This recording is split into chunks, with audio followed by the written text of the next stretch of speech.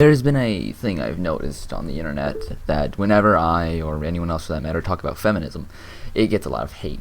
Now, why is that? On the internet, it's a very male-centric, misogynistic environment. For instance, the whole Gamergate fiasco is a prime example of intense internet sexism.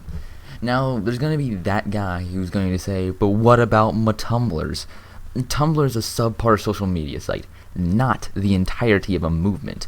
And while there are some feminists on that site, I have actually seen far more anti-feminists than pro-feminists on the site. It's a lot of people whining about SJWs. But I digress. The whole reason I think there's so much sexism on the internet is because the internet as a whole acts as a sort of mask to where people on the internet say things they wouldn't normally say in the real world.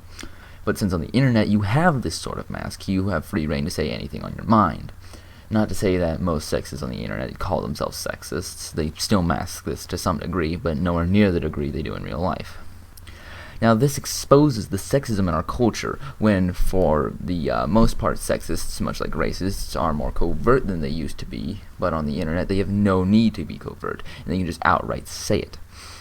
Although many sexists mask their sexism on the internet with alternative labels such as men's rights activists, traditionalists, equalists, etc., very similar to how racists usually don't call themselves racists, but race realists, etc.